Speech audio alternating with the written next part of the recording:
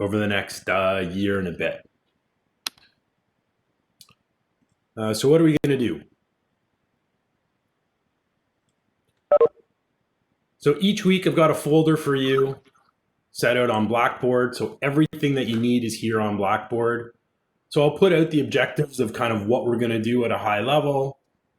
Any files, any activities are here. And then I put in a checklist at the bottom for you. So you know, okay, these are the things I got to make sure I do sometime before next week. So today what I want to do, start to get to know each other a little bit, tell you a bit about me, start to get to know you guys. Some of you have participated already in the Blackboard kind of introduce yourself thread on Blackboard. If you haven't done that, then please have a look at that. And we'll kind of look at the course from a high level. So we'll talk about kind of how the courses are going to work, what the expectations are. We'll go over the software that you need for the course. And then at the end, we'll kind of look at a really high level at how PHP works, and we'll write some really simple PHP pages, like a line or two of code. We won't do anything too heavy today. We'll do more coding next week. And at any point, if you got any comments, questions, feel free to use the chat or turn on your mic and just ask. Okay, so I've got two screens. I've got the chat over on the other screen, so I'll try to keep an eye on it.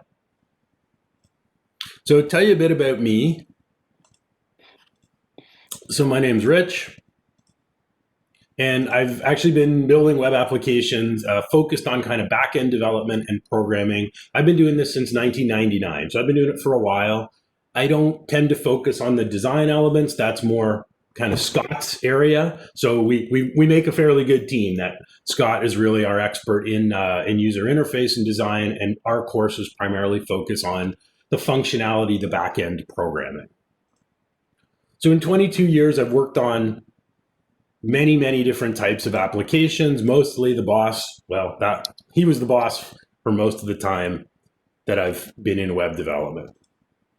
So I started my own company way back in 1999 called In Front of the Net. A lot of people think, oh, it sounds like a hockey business. And I did actually do have two kids, both of whom play hockey, and actually both of them probably around similar age to most of the people in the class. My older daughter is now in her third year of university, and my younger daughter is taking a gap year. She just finished high school, and she's deferred her post-secondary entrance until the fall. So in terms of what have I done? Done a lot of commercial development, built social media sites, done a lot of work on e-commerce, worked a lot in the not-for-profit sector. Pretty much in 22 years, anything under the sun I've had a chance to play around with and get involved. So for me, it's a great career path that you've chosen for a bunch of reasons. The work is challenging. This is probably the best thing. We're always learning new things, and this is a blessing and it's a curse. It's a curse because you never feel like you know everything. There's always new things to learn, but it's a blessing because you never get bored, right? There's always a chance to update your skills and find new tools to use. Lots of job opportunities, which we'll talk about, and your skills are portable, right? You can go anywhere in the world and these skills are going to be in demand. Oftentimes it's flexible, and compared to a lot of other jobs, building web applications is a fun way to earn a living. So how did I do this? Web developers are not born. I do have a little bit of genetic luck, and there's my mom, who's actually turning 80 next week. My mom was one of the first female programmers to work for IBM in Canada, way back in the 1960s. So I kind of picked up my love of computers from her. So you're thinking I have a degree in computer science. I do actually have a university degree, but it's actually in political science. And like you, I'm also a student studying online. So I've also gone back to school, and I'm currently in my last semester doing an online Master of Education at Ontario Tech.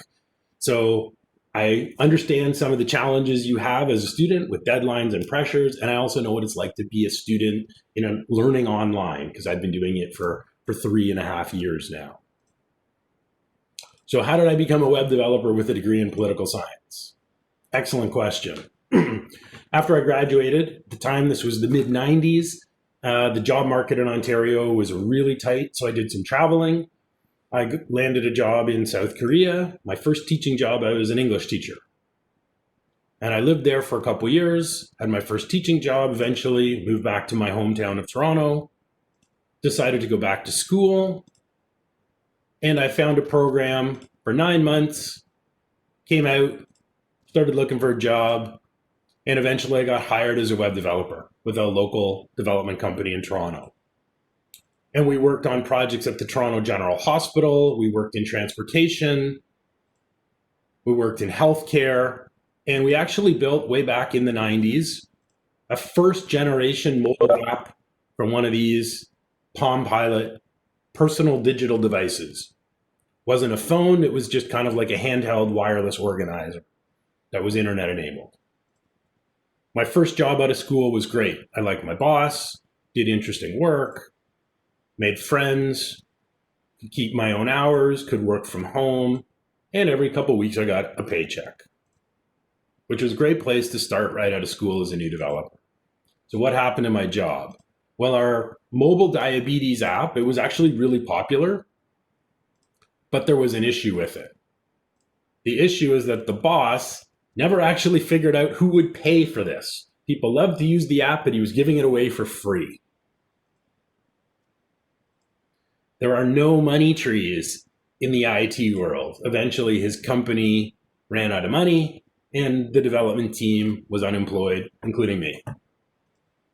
I did learn a lesson from this, which is that in any kind of business, your ideas, you can have all the ideas you want, but your ideas are worthless if you can't figure out who's going to pay you for them. Ultimately, there's got to be some revenue at the end of the day. So what did I do? Started looking for a job. And eventually I'd made enough contacts in the industry that people started asking me if I could build sites for them. I said, yep. Put my developer hat back on, went back to work, and this time I was the boss, which was great. So I would bet anybody in here someday that your goal, you'd like to run your own company, run your own shop, be a freelancer. That's something you think you might be interested in at some point in the future? That sounds utterly terrifying, if I'm being honest. Yeah, you know what? It's both. It can be cool. It can be scary. Well, I'll give you a little bit. I imagine if we sit back down, all of us in a room 5 years, 10 years from now, some of you will be self-employed or will have at least taken a stab at it. So I can give you into a window into what it looks like, both the good and the bad.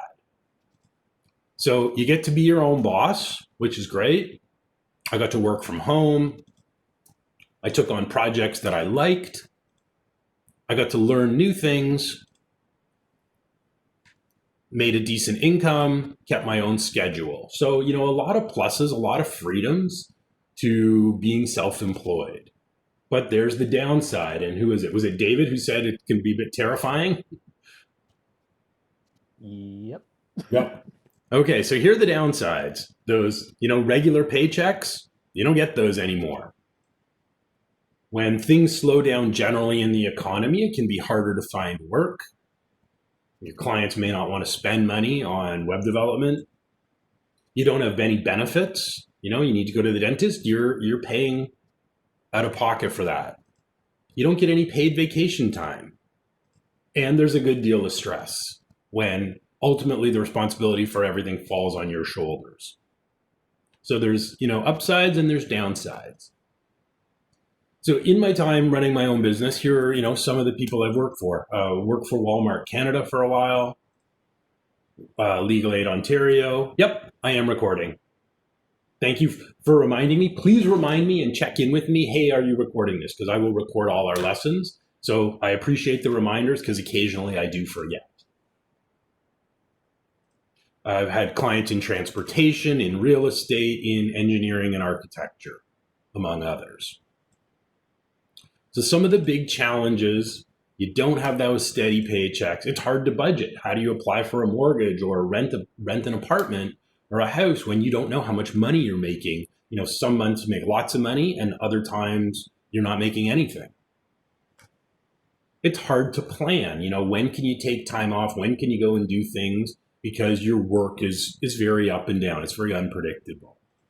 You're also going to spend a lot of time working when friends and family are having fun and doing other things. So I remember when my kids were really little, an early night for me to get out of the home office was 10 p.m.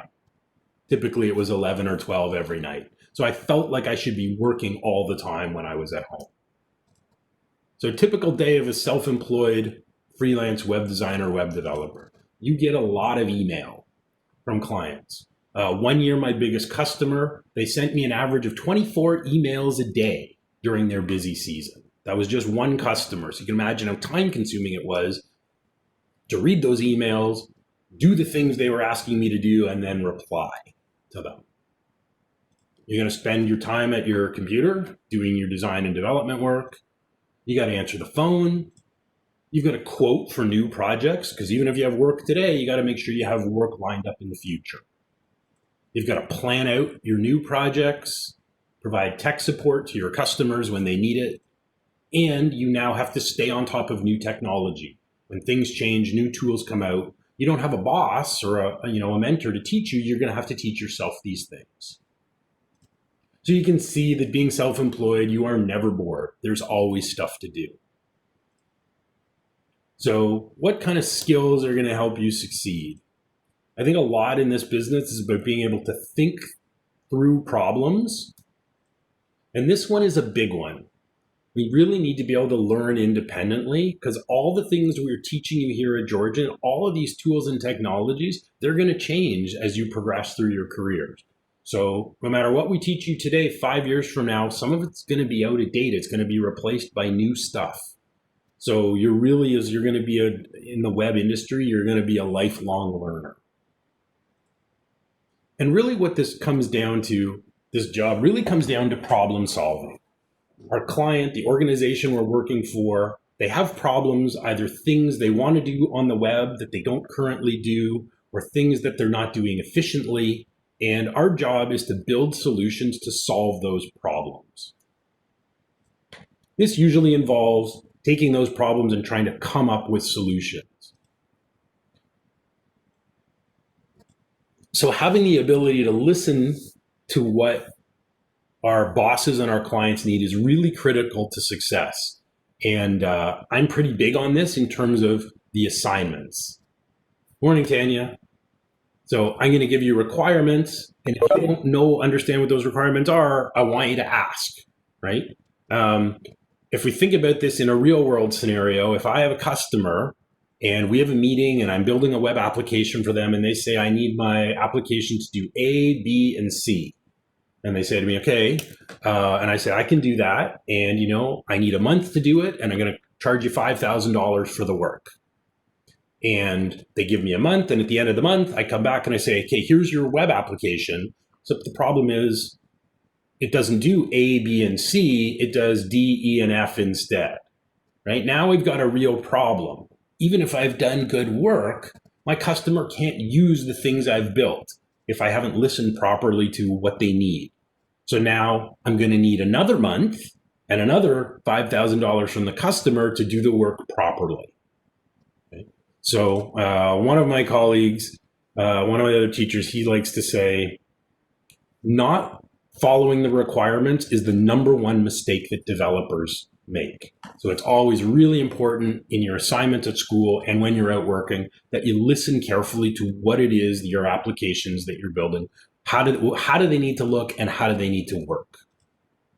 Time management and meeting deadlines is important. And I'm going to talk more about this when we look at the syllabus, but I'm going to explain why. So here's a real world example. Web development is a deadline-driven business, right? We build projects. Eventually, those projects need to be ready, and they need to be published online so people can use them. They're not sort of open-ended, never-ending kind of work. So years ago, it was back in 2009, I landed Walmart Canada as a client, and they contracted my company to build a new section of their new area of their online photo center. And they gave me a very firm deadline, which was sometime, I think it was October 9th, 2009. And that deadline was firm for a good reason. They had a weekly electronic newsletter that they sent out to 85,000 subscribers. And they were announcing in the newsletter what day the new area of the new photo center website was going to be live and online. So once Walmart committed that, here's our new site, and they told 85,000 customers it was going to be ready on a certain date. You can think about what the consequences would have been if I had said to them, the day before, after working on this for a year and charging them fair bit of money, what would happen if the day before I said, you know what, sorry, it's just not going to be ready after they've promoted it? What response do you think I would have gotten from my client if I said, I need an extension at this point?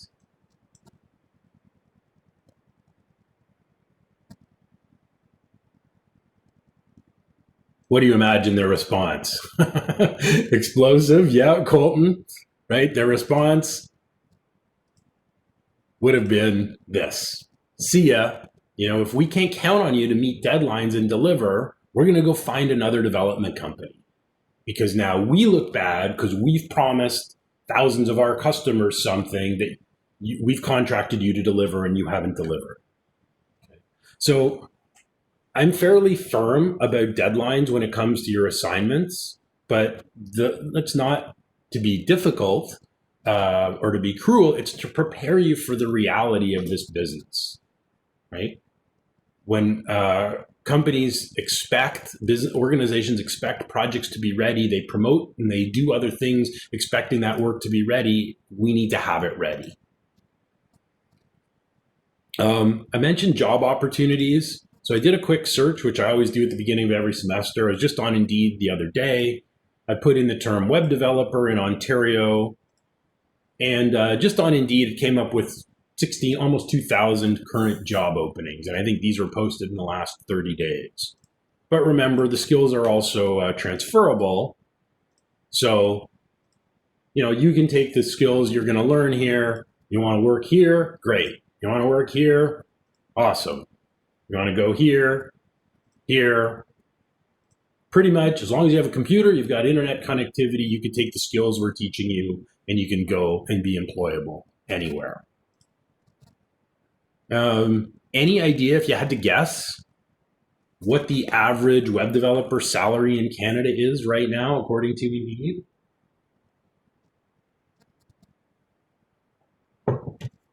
Colton says 60. Anybody else? Feel free to throw a guess in the chat. Felix, 55.70, 75.10. Yeah, okay.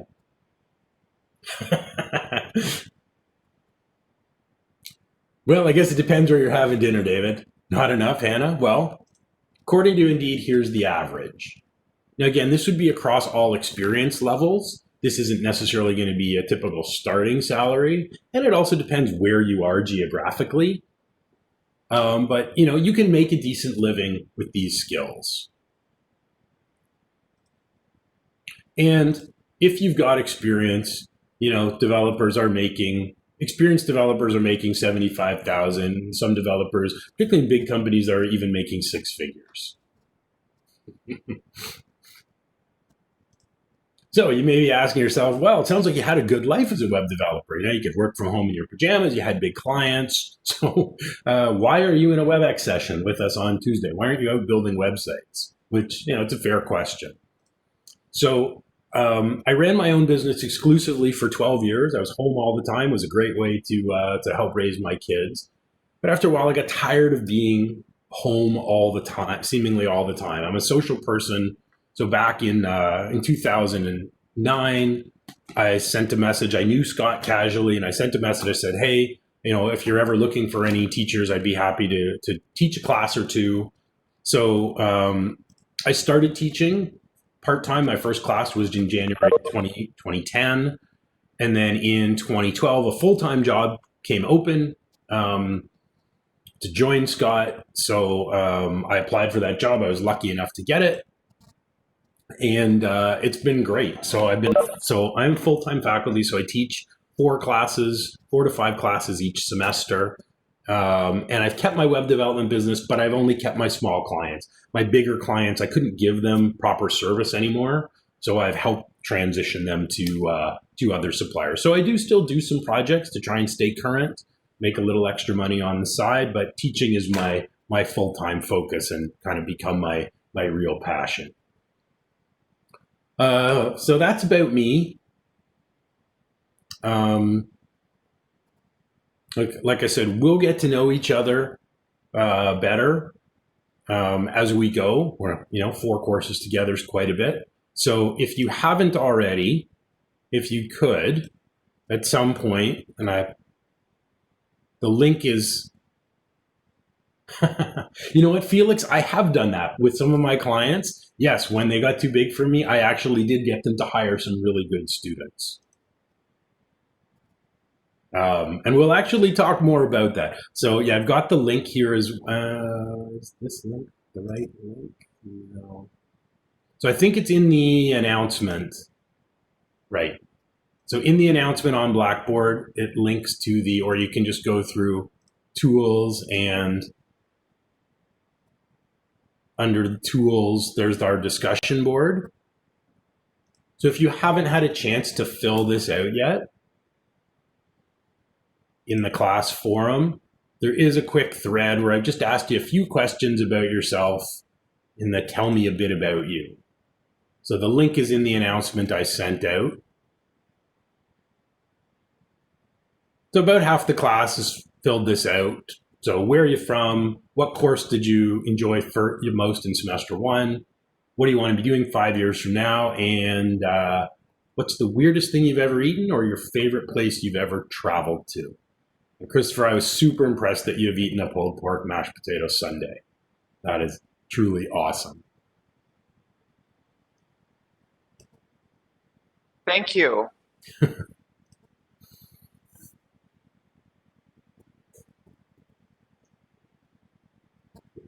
Okay, so I want to go over have a look at the syllabus, talk about our plan for the course. That'll also save us time in future courses, as they're going to work pretty similar. Okay. So I will open up the Webex room on Wednesdays, typically a few minutes before 11. So feel free to just drop in a bit early if you like. We have until 2 p.m. Some weeks we will be less than that, but there is a lot of stuff we want to cover, so we'll probably take up most of the time. So our focus in this class is building simple functional web applications that interact with the database. So we're using an open source technology stack. Our primary language is PHP. Okay, so we're using it to introduce web development. And then this is kind of a springboard, a prerequisite for our September course, which is a prerequisite for a course we're going to do next January. Each one of those gets progressively more challenging. And we're also going to work with MySQL in this class. So the things you're going to learn in this class, they kind of integrate well with what you'll be learning in your relational database class. Who's your instructor this semester for relational database?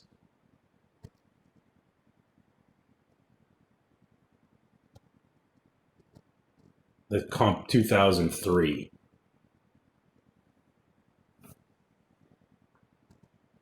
Mazir? Okay, great. Mazir's great. Have you had your first class with him yet? Or is it later in the week? Okay, great. All right, so excellent, thanks. So a lot of what you're doing in Mazir's class is going to work and integrate with things we're doing together in this class. And we're going to use MySQL for both of them. So there's no required textbook. This is an optional book. If you learn well from a textbook, this is an excellent one. If you are not a textbook fan, then do not waste your money. Okay. So best way to reach me is by email. My LinkedIn profile is here. So feel free to connect on LinkedIn, and I'll talk a bit more about that. And I also post all the lessons on YouTube.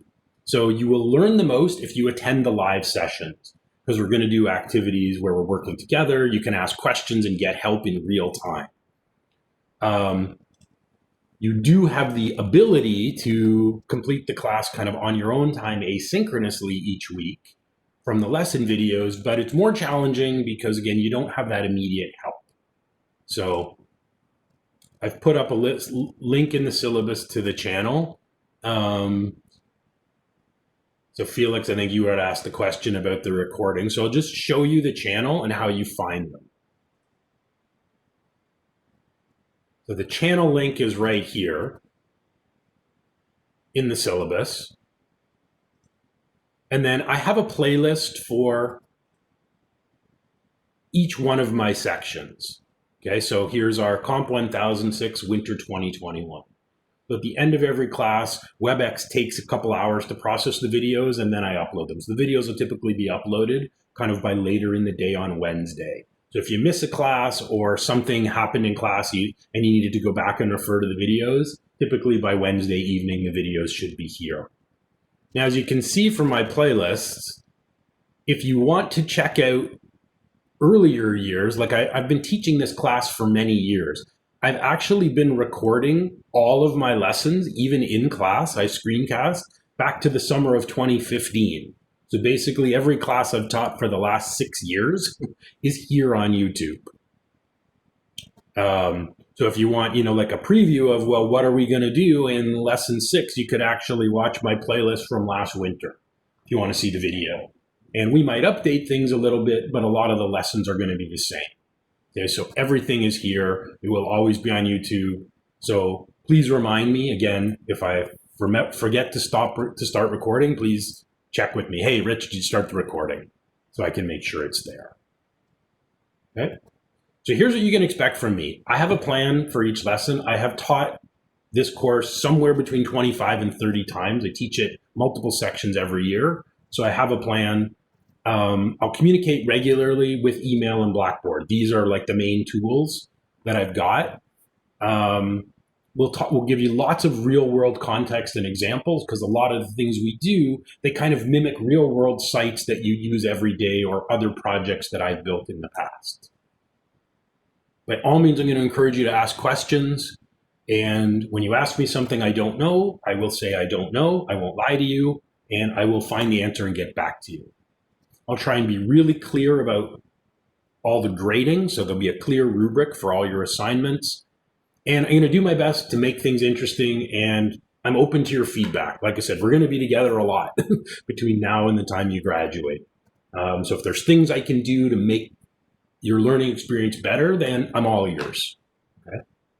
I know you're paying a lot of money to be here. I can't promise I can accommodate every request, but I will certainly listen and try. One other thing is my communication policy. So in general, if you send me an email, I'll try to respond within 24 hours, Monday to Friday. I try not to live on my phone and on my computer for my own mental well-being. So over the weekend, typically you should expect, if you message me over the weekend, you shouldn't expect a response until Monday. And in general, I try to get off my devices in the evening. And Mondays and Thursdays, I'm in class myself, finishing my master's. So I'm not typically available to respond to email in the evenings. Okay. I just want to kind of set out those parameters now, just so that you understand the expectation. If you email me at 9 p.m., you're probably not going to get a response until the morning. So that's my part. For you guys, I would suggest, follow everything on Blackboard, attend the Webex sessions each week if you can, do all your assignments and do them on time, so that way you can earn the most marks possible. And when you don't understand, you're not clear on requirements, you can't solve a problem, don't bang your head against the wall forever. Try to solve something for a while, but then reach out. So message me by email or set up an appointment with office hours. So I use the same Webex room for office hours. So the link is nice and simple. And I've used this Calendly scheduling system. Some of your other instructors may have used it. It may be new. Have you guys seen this before? Or is this new?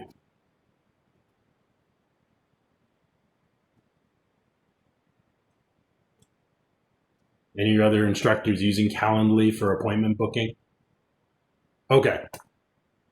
So the link is on the syllabus. So if you want an office hours appointment, say next Tuesday, you just click and you click on one of these. You put in, what it is you want to discuss, and Calendly automatically puts the appointment in my Outlook calendar and your Outlook calendar.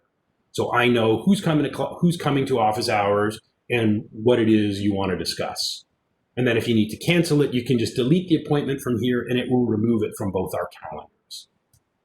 Okay? So it removes kind of emailing back and forth, hey, Rich, when can I come and see you to discuss this? Just use the booking system. And that way also, when your time is and you won't be waiting. So please book one appointment and just come prepared with whatever you want to discuss. And the reason is, when assignments are due, often I find these appointments get all booked up. So I'm seeing, 2 hours straight of one appointment after the other. And I want to try to solve everyone's problems as efficiently as I can. So if you come prepared that I know why you're coming and you've got everything ready to show me, then we can hopefully solve all your questions and problems within one of those time slots. And if you can't attend the meeting, or hey, you booked a meeting and you solved the problem, please just cancel it. If you just delete it from your Outlook calendar, I get a notification and it gets removed from my calendar. Then it opens the spot up for somebody else.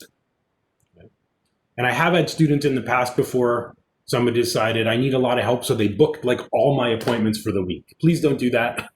I've got 4 sections of students.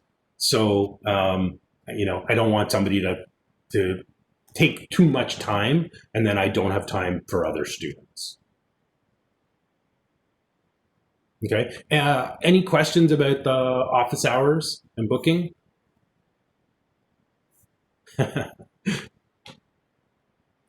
Right.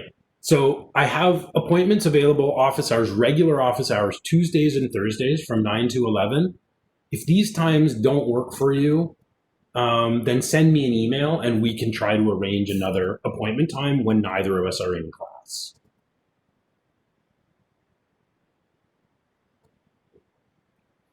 Okay, so here's the grading.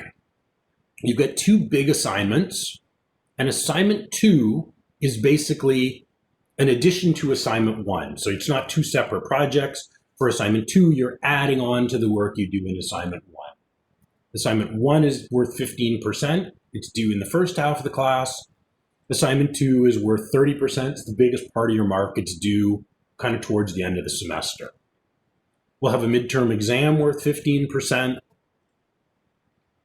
And a few small activities. Some of these are in-class activities worth maybe a mark or 2. And a couple of them are labs that you'll take home. They won't take very long, maybe half an hour to do a lab for a percent or 2. And then each week, you're going to have a review quiz. So most of them are generally worth 1%. It's just a quick Blackboard multiple choice quiz based on the previous lesson. And you have a full week to do it. Okay, 5 multiple choice questions. They're open book. So this is kind of an easy 10%. But it's a good way to review between classes, review what we did the week before. And then the final exam, that'll be an all practical open book exam that you'll do during class time in the last week of class. So you'll have 3 hours and I'll just ask you to build a PHP solution in those 3 hours. And typically I like to give multiple versions of the exam, so not everyone is doing the exact same exam. Okay, any questions about the grading?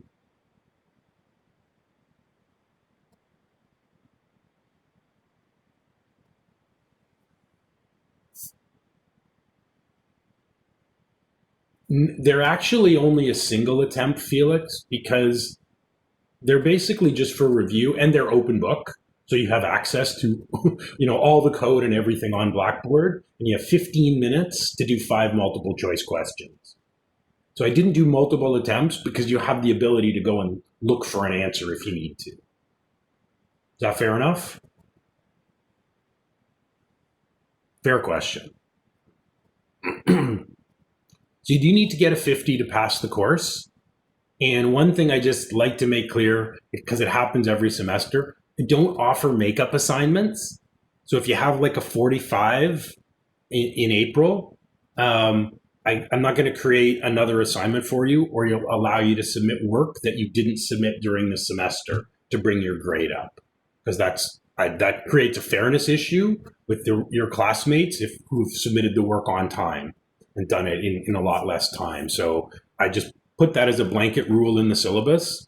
There's lots of opportunities to earn grades. Like if you add the 10 quizzes or so and all these, you're going to have like 15 or 16 opportunities or more to earn marks in a 13-week course.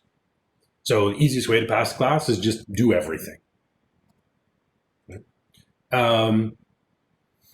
So I talked about kind of due dates before. So all your assignments are due on 5 o'clock on Tuesdays. So we're going to have a quiz based on this lesson. It's due next Tuesday at 5 p.m. If you've got a lab or assignment 1, assignment 2, everything always be due 5 o'clock on a Tuesday. If you submit something late, I will reduce the grade by 10%, 20% per calendar day. And this was because of that reality I talked about earlier about we're in a deadline. We're training you to work in a deadline-driven business where your bosses and your clients are going to expect that things are done on time. Okay. That said, I'm not an unreasonable person. I understand life can happen. If you have an emergency, an illness, a family emergency, and you need more time, please communicate this with me before the assignment is due. Let me know why you're asking for more time. And if your request is reasonable, then we'll work out an accommodation. For example, last semester, I had a student who was living with their partner. They went through a pretty difficult breakup, and the student had to leave home and find housing. And they kind of bounced around for a while until they found housing. That was a perfectly valid reason why, they needed more time on assignments. So like I said, I'm not unreasonable at all. But if you have a lot of work to do, your computer's not working, you've got errors, like those aren't going to be reasons why I'll give you more time. Okay? But things happen outside of school that prevent you from being able to get your work done on time. Come and talk to me. I'm perfectly prepared to be reasonable about those things.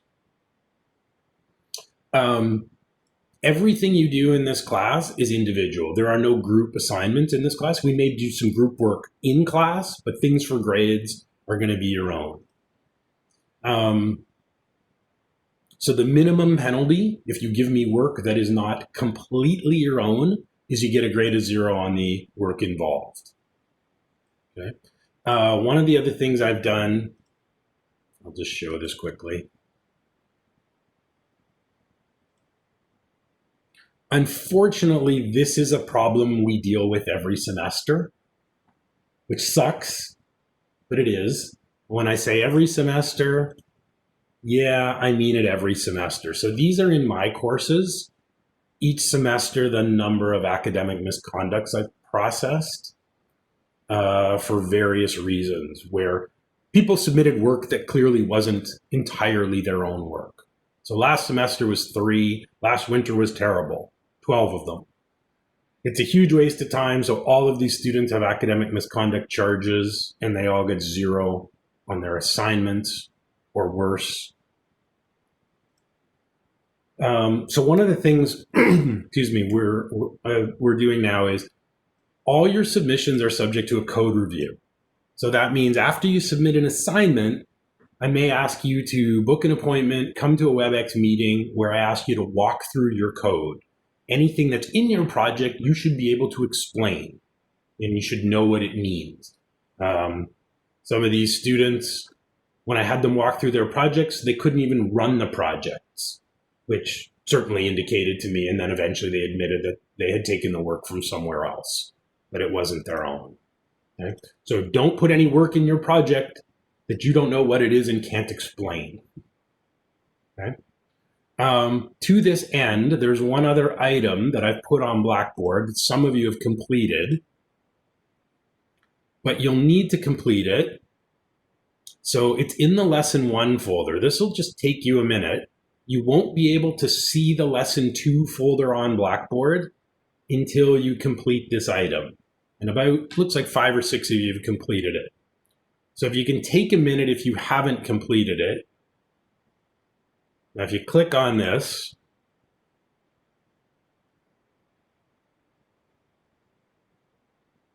So basically, I'm just setting out some really specific rules to also try and prevent any sort of misunderstanding about what you can and can't do in terms of submitting other people's work. Okay? So I will post my code each week online, and you can use it as a reference, but you can't just copy my work, change it, and give it back to me as your own for your assignment. I've been coding long enough to recognize my own code when I see it. Okay? So it's there as a guide. It's not there for you to submit back to me. Now, can you use code you find online? Yes, with a few conditions. Number one, the code you find online can't be the majority of your work. You can find code online for, a particular feature or part of an assignment. That's fine. Number two, if you're going to use some other developer's code, put a link into it so you're not taking credit for it as your own. Put in a link to the site. And number three, just check with me. Right? Hey, Rich, I want to use this in my assignment. Here's the link. Here's what I want to use in my project. Is this okay? So just email it to me. Let me check it over. And as long as it's reasonable, I'll say yes. So yes, it's fine to use third-party code. Just follow those guidelines. Here's one of the other things. You're responsible to protect your own work. So we'll talk about how you publish your work, but publish it securely so that another student can't take your work and submit it as their own. And you're agreeing that if I ask for a code review, you understand that I'm asking you to, hey, walk through and explain your work to me. And when you do this, you'll need your camera and your microphone on. We've actually had code reviews before where students refused to put on their microphone or their camera, and they were clearly asking a friend for the answers to the questions. Okay? So you won't be able to see the folder for next week's lesson until you agree. If you don't want to agree to these terms, I can't force you to, but then please set up a meeting with me so we can talk about your concerns. Okay? And we take this seriously because it's important to everybody that we know the work you submit is yours, that when you earn your college diploma, it has to mean something. Right? We're certifying that you have a certain set of skills that everyone else with the diploma has.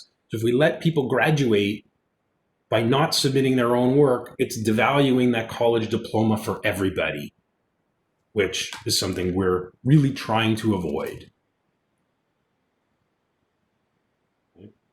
Does anybody have any questions or concerns around the academic integrity piece? I know it's not your first semester here, so you may be a little tired of hearing about it.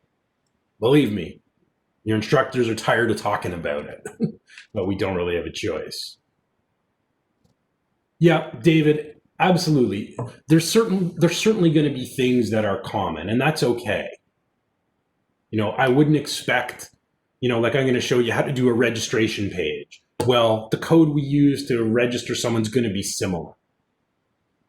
But still, everybody's kind of got their own style, so when we see formatting that's the same, typos that are the same, mistakes that are the same in two projects, that's a good clue that people actually work together. But yeah, some similarities is not a problem.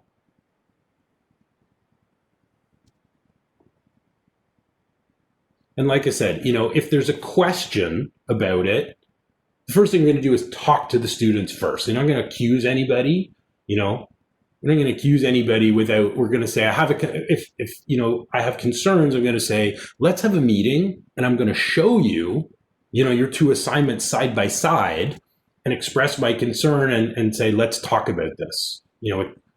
My concern is these assignments were copied, but I'd like to know how they were done. And that's kind of the point of the code review. Does that help?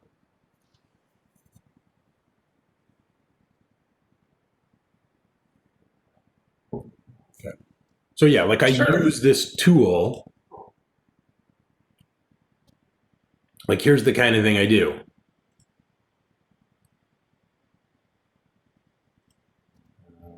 see if I can find it. So I've got this comparison tool where I can open two files.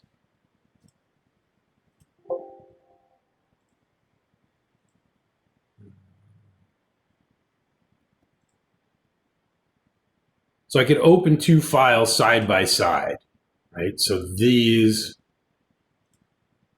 were students who copied.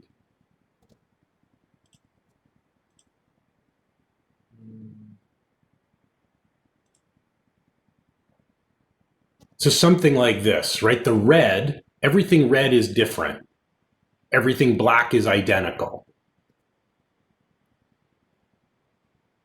So these were copied.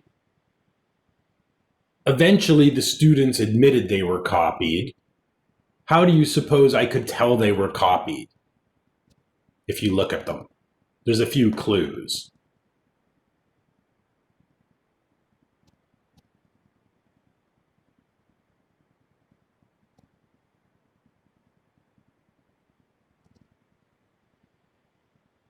Like the format of the comments here, Yeah, right? It's identical. No two students would have this exact same comment in this style, right? You've got the same comments here, tabs, indenting.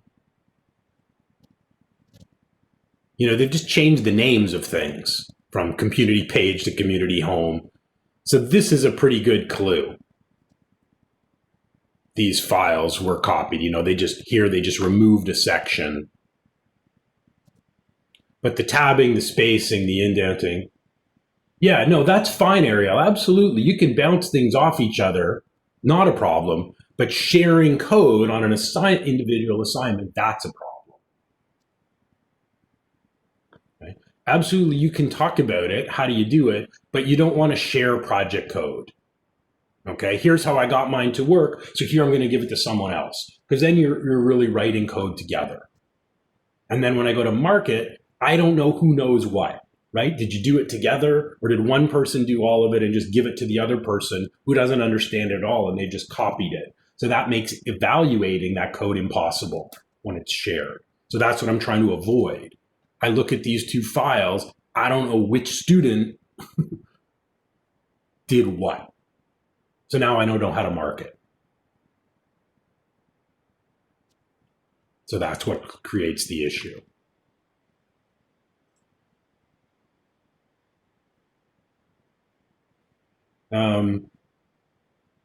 So here's our rough schedule. We'll probably keep fairly close to this. If we have to modify it a little bit, we will. So our final exam will be on April 21st in class. So if you need help, there's a discussion thread on Blackboard. You can just post a question. Hey, I'm having a problem with this. You can email me. You can book an office hours appointment. If you're struggling in general in the program, you can talk to April. She's our fantastic student advisor. If you need technical help with your computer or the software, you can contact support at Computer Studies. Greg and Ali, our technicians, have a ticketing system. They'll be happy to help you. And we've got peer tutoring. Many students have taken this course already. It's possible to get a peer tutor. And I just want to point out the importance of our excellent mental health services here on campus. These services are free for you. It's a challenging time for everybody, you know, learning at home, dealing with COVID, maybe, you know, jobs you had may not be available right now. If you're having any challenges that aren't academic challenges, we have a great team in the Student Mental Health Center. The services are totally free for you. And I would strongly encourage you to connect with them. If you're having any kind of personal challenges that are, you know, impacting you at school, impacting you out of school, please make use of those services. That's what these people are there for. They're paid to help you. Your part of your student fees go to support that area. Okay, the people in there are great. So make use of those services if you need them for any reason, please. Okay, it's noon. I've talked way too much, way more than I wanted to, but felt I had to. We're about due for about a 10-minute break so we can get up, stretch our legs. Does anybody have any questions about kind of how the course will work before we take a break? Feel free to use the chat or your mic.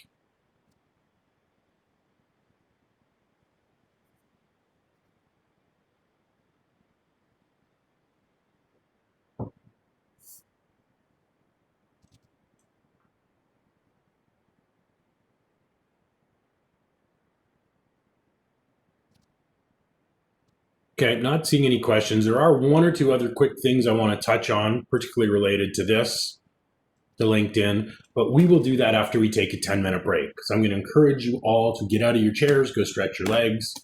We'll come back in 10 minutes.